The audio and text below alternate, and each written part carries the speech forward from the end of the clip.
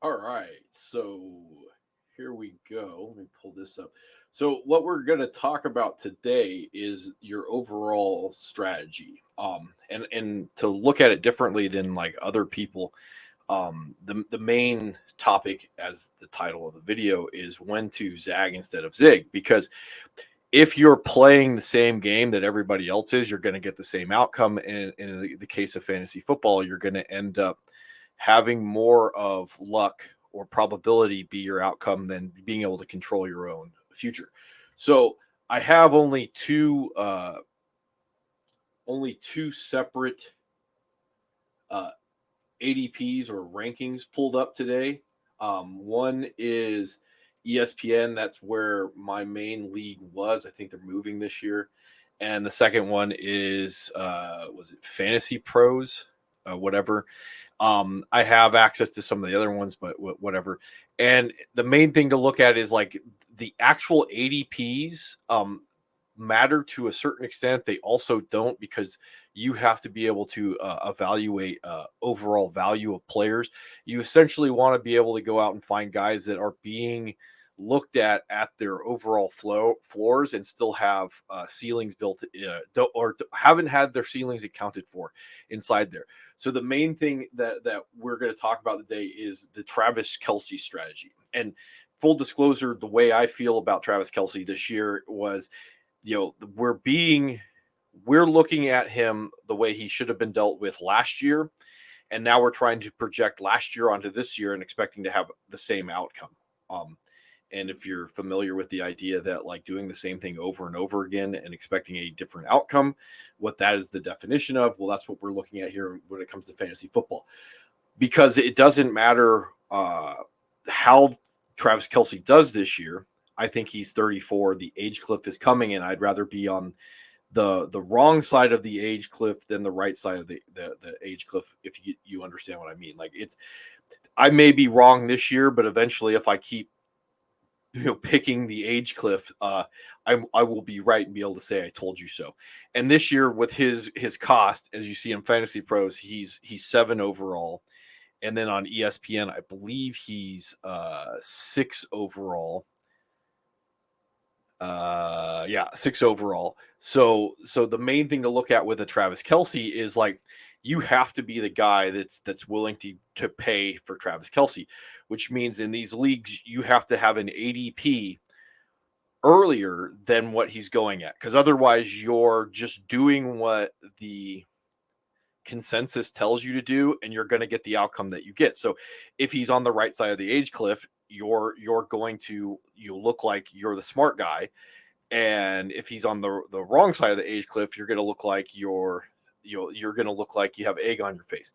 And that's the thing with fantasy, is you want neither of those outcomes. You want to be able to control how you win through your choices, right? So, like I said, in the case of Kelsey, I'm just not going to touch him this year. He can be someone else's problem. That guy can pat himself on the back or look really stupid. I'm just not going to participate because his price is too high versus the risk, and I have to have a particular spot in a snake draft to go get him, or in an auction draft, which is my main league. I have to be able to be willing to go up there and spend like $60-$70 for Travis Kelsey. And I'm not willing to spend $60-$70 on anybody in an auction league. I don't even particularly, especially this year, want to have a first round draft pick, because I just don't think any of them have the value uh, that are being portrayed by quote unquote the experts, because everybody's warty this year. I can look at Christian McCaffrey, and I can draw you a picture, write you a story about how his overall value is going to be affected by their game script and how they're going to use him over a 17 game season. Same thing with Justin Jefferson. His overall projection production can go down slightly because the offense is better and they're spreading it around to other people instead of force feeding it to him. 200 targets, which is what we would all love from a fantasy perspective. But when you look at what happened to the Rams before Cooper Kupp got hurt, is everyone knew where the football was going, and they were still the worst offense in the league. So these are the things that we're looking at when we look at like how we're going to zag when everybody else is zigging. And in this case, we're looking at guys that like we can just throw a pick at, and if they bust, they bust. Now, I know best ball is a thing. I don't really do best ball. I'm thinking about doing it maybe next year. I don't think I'm going to do it this year at all. Best ball is going to be slightly different because you don't care about bust weeks as much as boom weeks, because your bust weeks don't count and your boom weeks do. So like I would move a lot of guys around based off of how much I think that in any given week they could go off. That means better offenses, like a guy like Gabe Davis. Gabe Davis would rocket up my charts in best ball, because like I'm fairly certain that like 3-4 times a year he's gonna give me 20 to 30 points. It was just something there's a lot of other guys like a Keenan Allen I don't think is particularly going to be capable of ever hitting that threshold once, even though there's a good chance that Keenan Allen may never go under 10 points the entire season this year. So like how do we zag instead of zig? And that's one of the things. Like this year, the market appears to have wide receivers overvalued. Tight ends are the value of tight ends is just destroyed because of Kelsey and that conversation about, how he's ruined the market. Quarterbacks are slightly overvalued because the Madden cheat code of the running quarterbacks, and everybody's not evaluating running backs accordingly, because the running backs are going to have your best chance to have a legendary outcome, which is I was watching a video yesterday. The legendary outcome is going to be about 22 points a game. So those are the guys that we need to be targeting either as a wide receiver or a running back.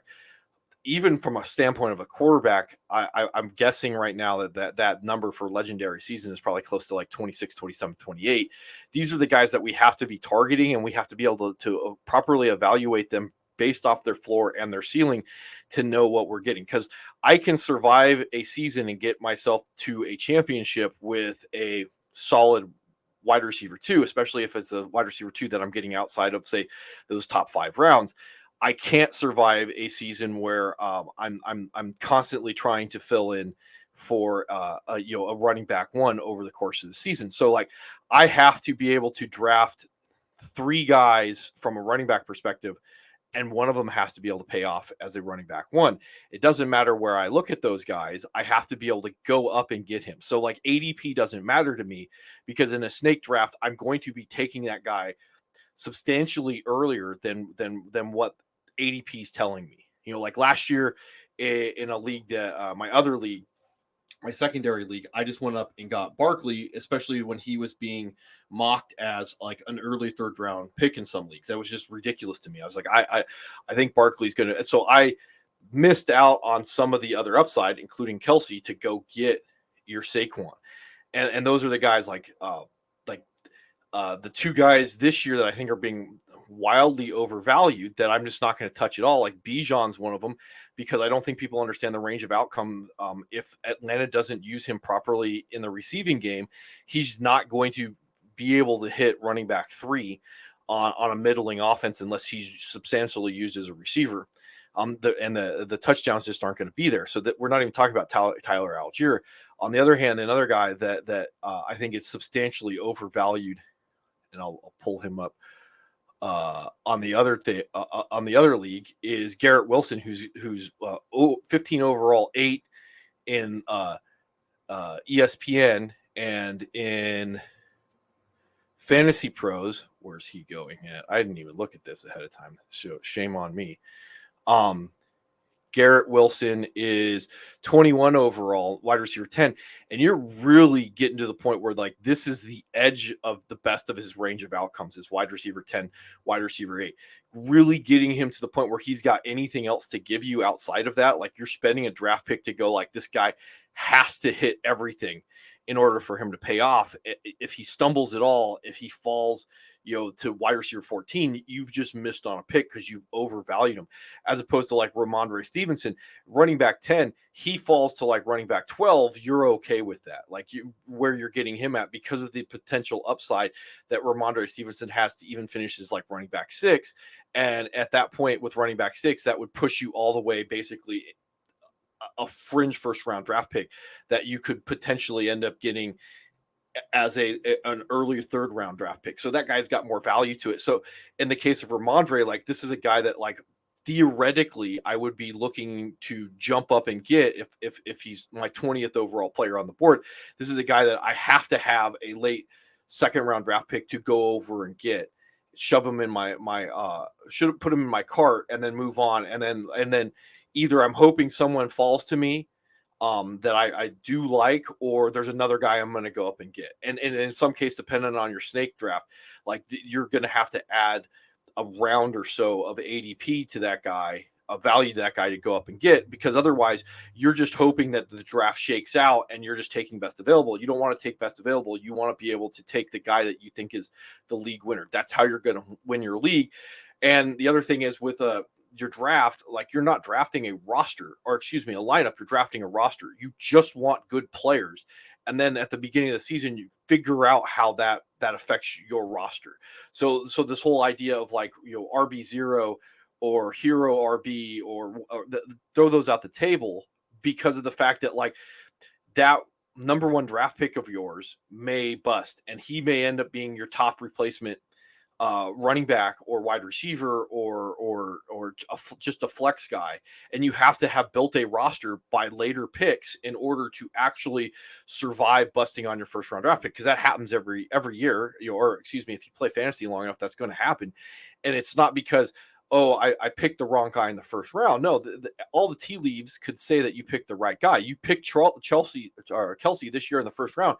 I'm not going to say that you made a bad pick, but if you're on the wrong side of the age cliff, uh, it doesn't matter. That's just the way the coin flip went, and you have to be able to adapt to Kelce being a middling tight end. Like, what did you do in your draft? Like, or if you're one of those guys who are like, well, I don't carry more than one tight end because the value's not there. No, the value's there when you get to like pick, your 12th round pick, your 13th round pick.